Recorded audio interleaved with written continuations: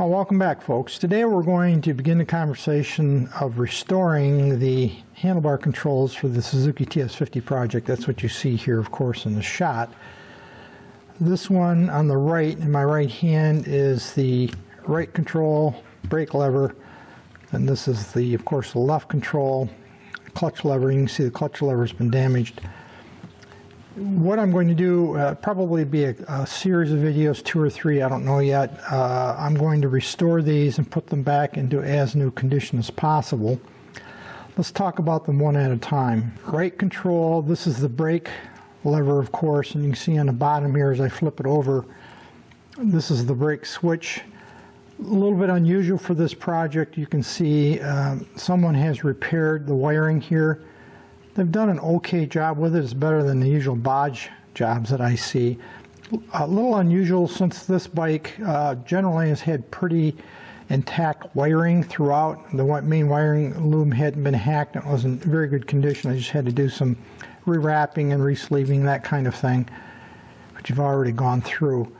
So I'm going to take this heat shrink tubing loose, see what's going on underneath here, and repair these in the fashion that I usually repair them, and that is so that this repair will, for all practical purposes, disappear.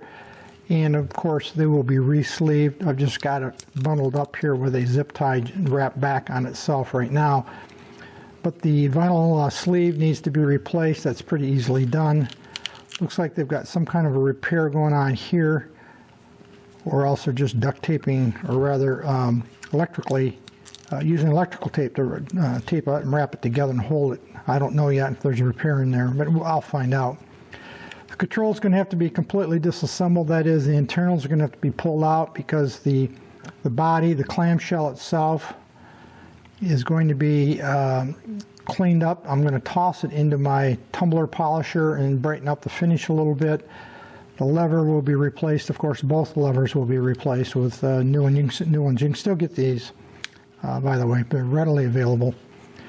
And generally cleaned up and tuned up and put back together, and I will verify that the wiring is intact and working. Now we'll take a look at the left control. Pretty much the same story on the left control. The only difference is I don't see any repairs or breaks in the wiring itself like we did on the other one. Again, re-sleeving. See that same black electrical tape here, so that leads me to believe there's no repair underneath here, probably on the yellow, and either these are just wrapped to hold the wires together.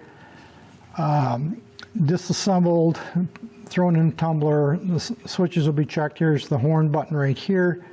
Of course, this is the turn indicator switch. This bike does not have turn indicators. I'm going to make sure it works, but it really isn't something I need to be concerned about outside of cleaning that button up a little bit. Shows a little wear.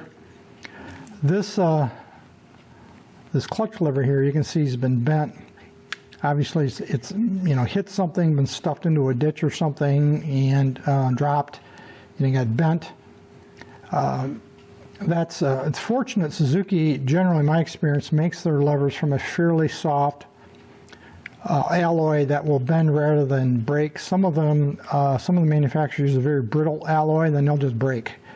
But Suzuki seems to use a softer, bendable alloy, and I'm not, going to attempt to straighten this. I know some people do, but for the price of a new bar there, new control, there's no need to mess around with trying to straighten it. It'd be okay for a rider, I suppose, even in the condition that it's in right now, but I'm not going to bother with that. I'm going to replace it with an all-new lever. This is the enrichener right here. Some people call it the choke.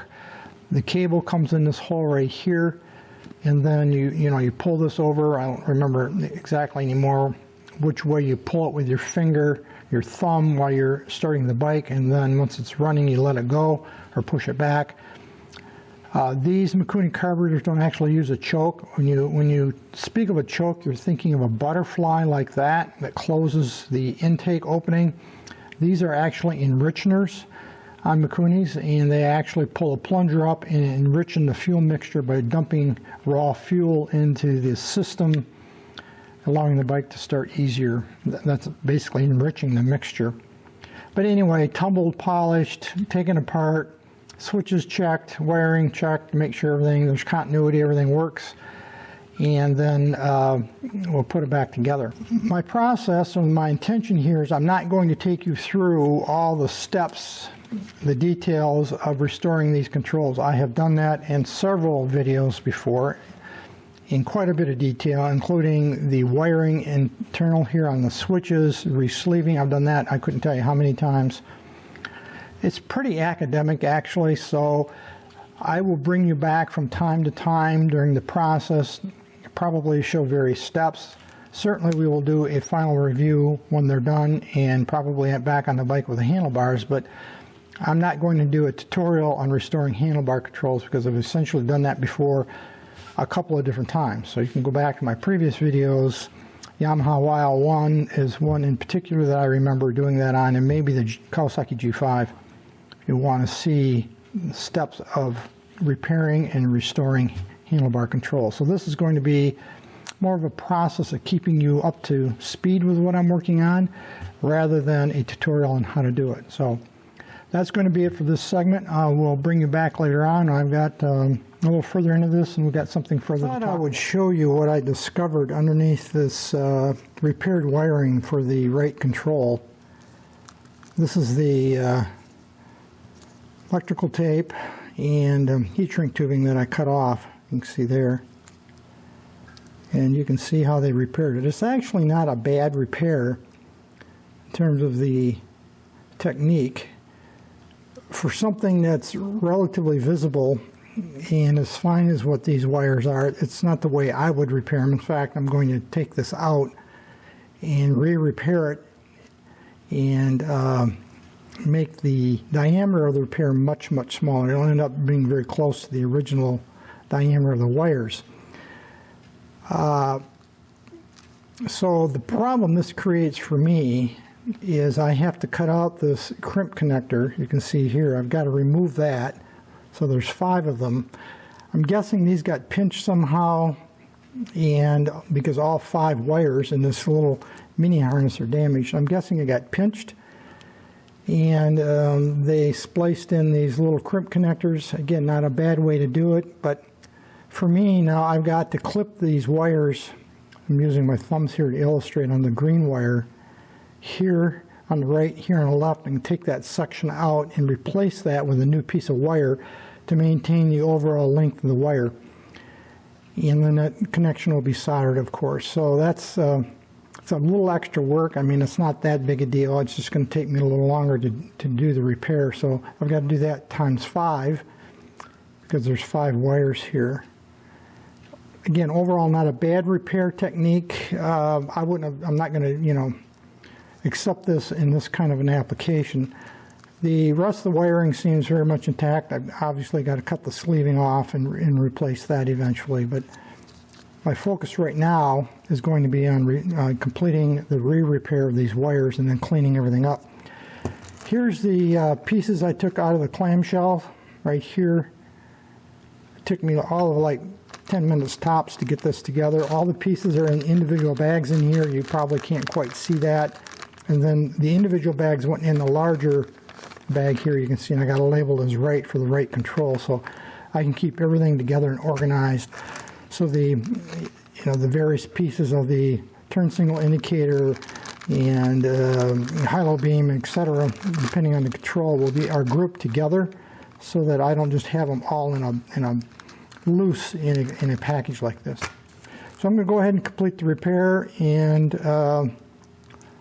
when we're all done, we'll talk about a little more. I just finished repairing these 5 wire patches that had been done, if you recall, with these 5 butt connectors. They're a little sticky and gooey from the electrical tape adhesive, but there they are. I cut those out and replaced them with a piece of appropriately sized wire from my spares inventory. Spliced that in, then applied heat shrink tubing like you can see there.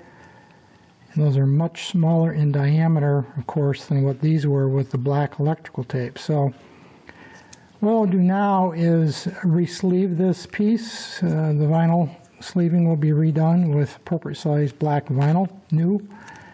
And when I have that done, you'll never see these splices because the black vinyl will come right up to about there, and right up to about there on both of them. So you'll never even see it, the repairs underneath the black vinyl.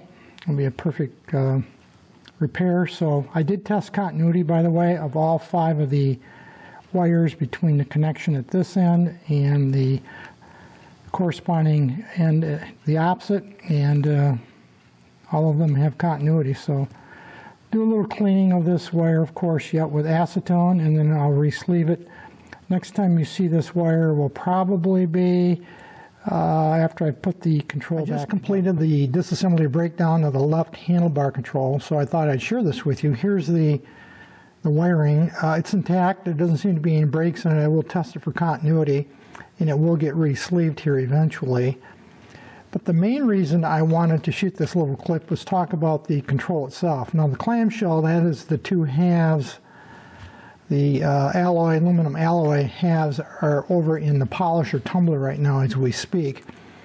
I have it off for this video so you don't hear it running in the background, but I am polishing both the left and the right cases. This is the switches and the horn button, etc., that came out of the left control. And my point here is, you've probably heard me mention before, doing this kind of work on these controls is not one of my favorite things to do because it's, within quotes, fiddly. And what I mean by that, you'd be surprised how many pieces are inside of these controls. Remember, this is just the left control.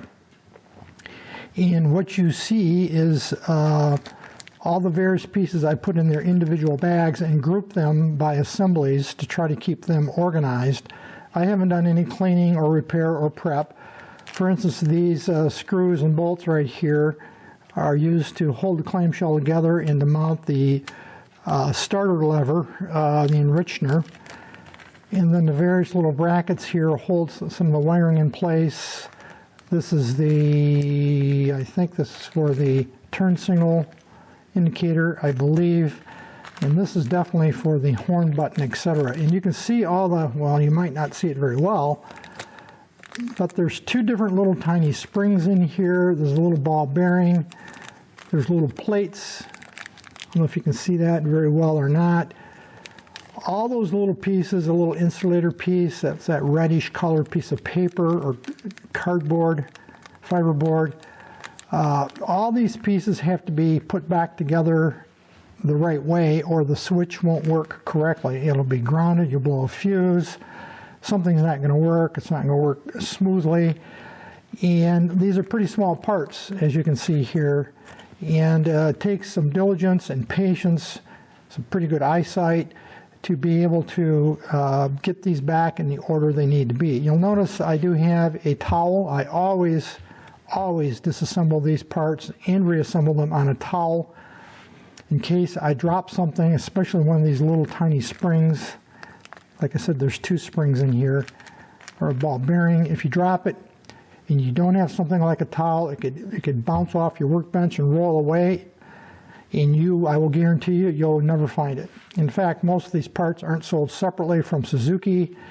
Even as new, you certainly won't find them new anymore. And if you lose any of these pieces, you'll end up buying a used control to scavenge the parts out of it to replace what you lost. So always disassemble this kind of component on a towel and make sure your hands are clean at that point, and take your time when you put them back together. But the main point was, look at all the various pieces of just the left control that you have to keep track of. The reason I put them in separate bags is it's easier for me to keep track of what goes where. These will eventually, of course, be cleaned. These bolts, the screws, the 5mm screws, I think I'll just replace with new. I'm not going to bother with those. The bolt, I don't know, I might replate it. More likely, I'll probably just replace it with new, as well as the washers as well, because I'm pretty sure you can still get that from Suzuki. But I want to share with you what the internals of the left control look like. I think I'm going to put a wrap on this first of the videos in the series of restoring and rebuilding the controls. Really, it's a restoration, it's not a rebuilding, and getting them ready to put back on the handlebars and mounting handlebars on the bike. So that's going to be it for this video today, folks. Any issues, questions, thoughts, drop me a note. Otherwise, as usual, thanks for watching.